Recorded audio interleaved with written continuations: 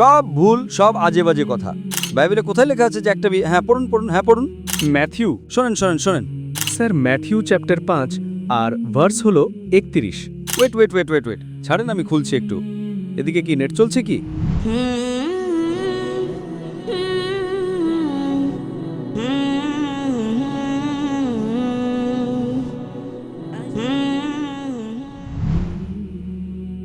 আমার নাম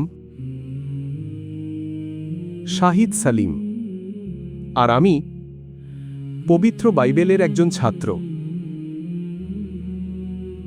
এর আগে যে আমি প্রশ্ন করি, আমি আমার বিশ্বাসটা তুলে ধরতে চাই যে আমি সেই ঈশ্বরকে মানি যিনি আসমান ও জমিন সৃষ্টি করেছেন, ঈসা মাসিকে যিনি কুমারী মরিয়মের গর্ভে জন্মগ্রহণ করেছেন, ক্রুশবিদ্ধ হয়ে মারা গেছেন, সমাহিত হয়েছেন, তৃতীয় দিনে মৃতদের মধ্য থেকে জীবিত হয়ে উঠেছেন এবং আকাশে চলে গেছেন। আমার বিশ্বাস হলো যে তিনি আমাদেরকে নিতে আসবেন। আমার আজকের প্রশ্ন হলো স্যার,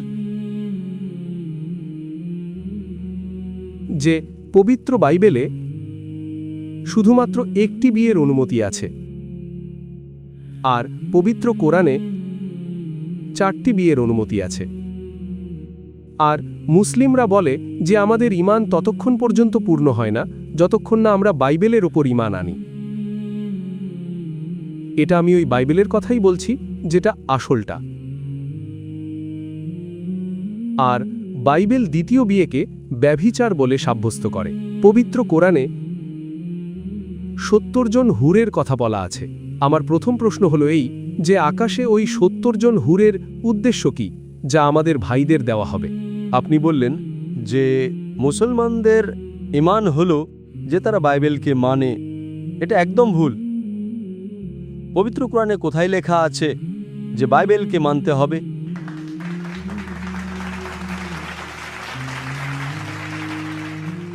আপনার নিজের ওনার প্রশ্নের মধ্যেই এতগুলো ভুল ছিল। আমি প্রশ্নটা পুনরাবৃত্তি করব। মুসলমানের ঈমান হলো যে বাইবেলকে মানতে হবে। এই বাইবেল শব্দটা কোরআনে তো নেই, নাম্বার 1। তারপর উনি বললেন যে বাইবেলে লেখা আছে যে একটা বিয়ে করতে হবে, কোরআনে লেখা আছে যে 4টে বিয়ে করতে হবে। আর তারপর বললেন যে পবিত্র কোরআনে লেখা আছে যে 70 জন হুর। এই যতগুলো কথা বলেছেন সব ভুল, সব ভুল, সব আজে বাজে কথা। নাম্বার 1, আপনি আমাকে বলুন কোরআনে কোথায় লেখা আছে যে বাইবেলকে মানতে হবে? কোরআনে লেখা আছে যে ইঞ্জিলকে মানতে হবে, বাইবেলকে নয়। আপনাদের যে বাইবেল আছে সেটা ইঞ্জিল নয়। সরি স্যার, আমি নিজের দিক থেকে ইঞ্জিলই বলছিলাম। আপনি একটু আমার জবাব শুনবেন আর মাঝখানে নাক গলাবেন না। আপনি প্রশ্ন করে ফেলেছেন, আপনার সময় শেষ। এটা কোনো বিতর্কের সেশন নয়। আপনি বললেন বাইবেল কোরআনে এই শব্দটাতে উপস্থিতি নেই। ইঞ্জিলকে আমরা মানি যা আল্লাহ ঈসা আলাইহিস সালামের উপর নাজিল করেছিলেন। এই যে ওনাদের কাছে আছে, এই শব্দ বাইবেল কোথা থেকে আসে? বাইবেল আসে একটি গ্রিক শব্দ বিবলোস থেকে। বিবলোস ইঞ্জিল থেকে নয়। বিবলোস মানে হলো বইয়ের বই।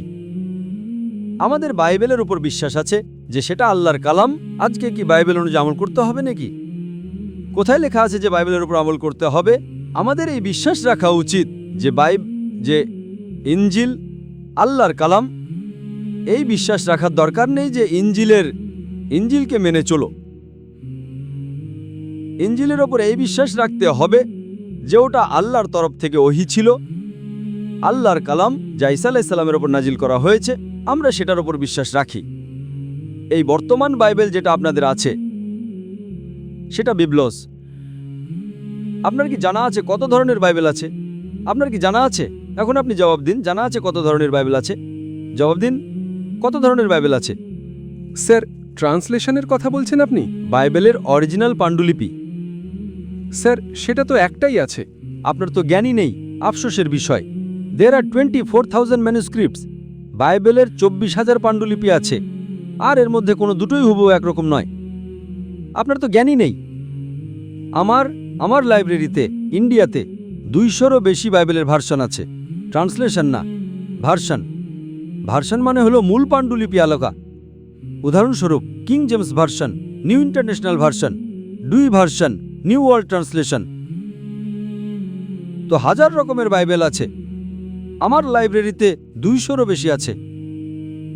আপনার তো জ্ঞানই নেই, আর আপনি এমনভাবে প্রশ্ন জিজ্ঞেস করতে এসেছেন যেন আপনি পাদ্রী। আফসোসের বিষয়, আপনার কোনো জ্ঞানই নেই। আপনি যে 3টে প্রশ্ন করেছেন সবগুলোর মধ্যে ভুল ছিল। নাম্বার 1, বাইবেল শব্দটা কোরআনে নেই। নাম্বার 2, কোথাও লেখা নেই যে বাইবেলের উপর আমল করো। এই ঈমান রাখো যে ইনজিল আল্লাহর কালাম। আমরা মুসলমানরা মানি যে ইনজিল আল্লাহর কালাম, কিন্তু আজ যে বাইবেল আছে সেটা ইনজিল নয়, ওতে ভেজাল আছে। কিছু জিনিস হয়তো আল্লাহর কালাম হতে পারে যেগুলো কোরআনের সাথে মিলে যায়, তাতে আমাদের কোনো আপত্তি নেই। নবীর কথা আছে, ঐতিহাসিকদের কথা আছে, পর্নোগ্রাফি আছে, পর্নোগ্রাফি। যেমনটা আমি আগের ভাইকে বললাম, আপনি যদি আমাকে 100 কোটি টাকাও দেন তবুও আমি এজেকিয়াল চ্যাপ্টার 24 পড়তেই পারবো না, কারণ ওটা পর্নোগ্রাফি। তো প্রথম আপনার যে প্রশ্ন ছিল, প্রশ্নের আগে আপনি বললেন যে বাইবেল, কোরআনে লেখা আছে যে বাইবেলকে মানো। একদম ভুল, সেটার জবাব দিয়ে দিয়েছি।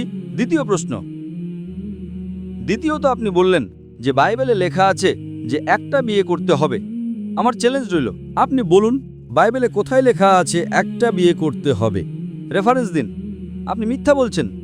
আপনি রেফারেন্স দিন, বাইবেলে কোথায় লেখা আছে যে একটা বিয়ে করতে হবে?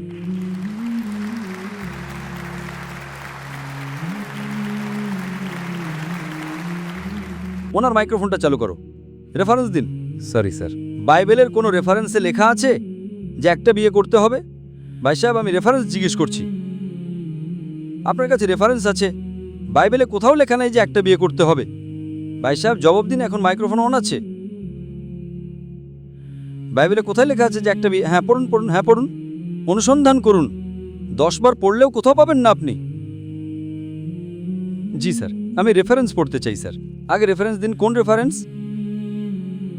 ম্যাথিউ। শোনেন শোনেন শোনেন শোনেন, আপনি বলেছিলেন যে বাইবেলে লেখা আছে একটা বিয়ে করা উচিত, এটাই চাই আমার। হ্যাঁ, তো অন্য কিছু আবল তাবল বলে তারপর বলবেন এটার মানে হলো এই, তো মানুষকে বোকা বানাবেন না। পড়ুন। স্যার ম্যাথিউ চ্যাপ্টার 5 আর ভার্স হলো 31। এটাও লেখা আছে। Wait wait wait wait wait ছাড়েন, আমি খুলছি একটু। এদিকে কি নেট চলছে কি?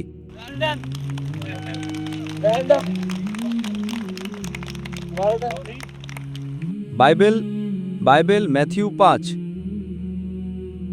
5 ভার্স 31। হ্যাঁ পড়ুন। জি স্যার। যে কেউ নিজের স্ত্রীকে ছাড়বে তাকে তালাকনামা লিখে দিক, কিন্তু আমি তোমাদের এটা বলছি যে কেউ নিজের স্ত্রীকে হারাম কাজ ছাড়া অন্য কোনো কারণে ছেড়ে দেয়, সে তাকে দিয়ে জিনা করায়, আর যে কেউ কোনো পরিত্যক্তা বিবাহিতাকে বিয়ে করে সে জিনা করে। এর মধ্যে কোথায় লেখা আছে যে একটা বউ করা উচিত বলুন? স্যার যদি আপনি লেখা আছে এর ভেতরে? স্যার এখানে কথা আপনি আপনি আপনি মানুষের সময় নষ্ট কেন করছেন? আপনি সময় কেন নষ্ট করছেন? স্যার কনটেক্সট এটা বলছে যে দ্বিতীয় বিয়ে করলে সে ব্যভিচার করবে।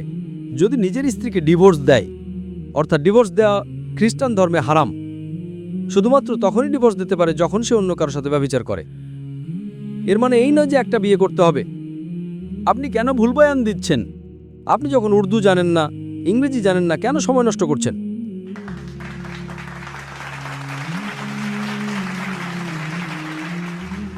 প্রাচীন যুগে বলা হয়েছে, আর এটা আমি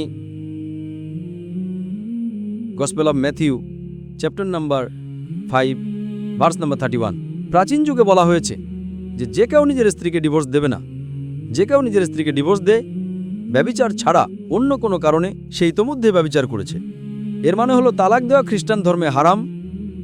অর্থাৎ যদি আপনি নিজের স্ত্রীকে ডিভোর্স দেন আর অন্য কাউকে বিয়ে করেন তাহলে সেটা ব্যভিচার, শুধুমাত্র যদি সে ব্যভিচার করে তবেই। তো এটা ডিভোর্স সম্পর্কে কোথায় লেখা আছে যে একটা বিয়ে করতে হবে? পুরো বাইবেল পড়ুন, কোথাও লেখা নেই যে একটা বিয়ে করতে হবে। যদি আপনি যতগুলো ধর্মীয় বই পড়েন, हिंदुइज्म की, क्रिश्चियनिटी की, जुडाइज्म की, কোনো ধর্মীয় বইতে লেখা নেই যে একটা বিয়ে করতে হবে, শুধুমাত্র লেখা আছে কোরআনে। স্যার কোরআনে কোরআনে আল্লাহ তাআলা সূরা নিসাতে বলেন, সূরা নম্বর 4 আয়াত নম্বর 3-এ, আপনি নিজের পছন্দের বিয়ে করুন। 2, 3 या 4। কিন্তু যদি নিজেদের মধ্যে ন্যায় বিচার না করতে পারেন তবে শুধুমাত্র একটি, এই শুধুমাত্র একটি শুধুমাত্র কোরআনে আছে। পবিত্র কোরআন ছাড়া অন্য কোনো ধর্মীয় বইতে নেই।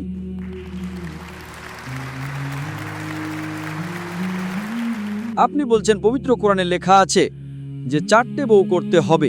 আপনি পবিত্র কোরআনের অর্ধেক আয়াত উদ্ধৃত করছেন।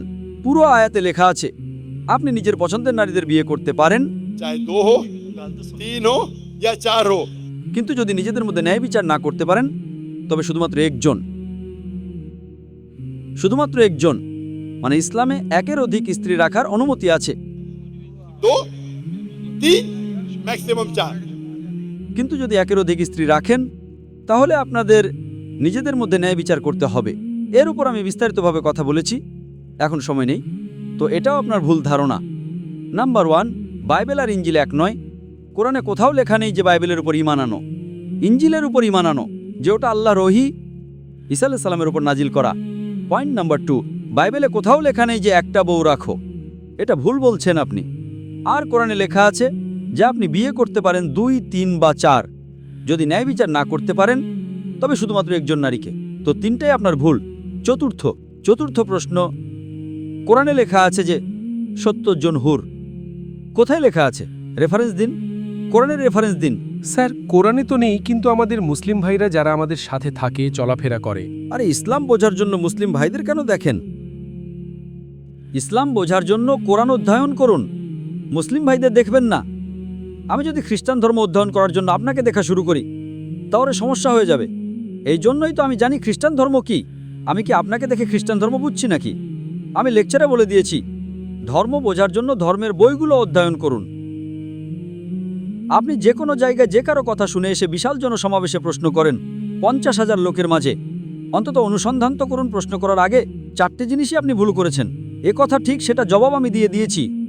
এটা হাদিসে লেখা আছে, সেটা আলাদা বিষয়। কোরআনে লেখা নেই, সেটার জবাব আমি দিয়ে দিয়েছি।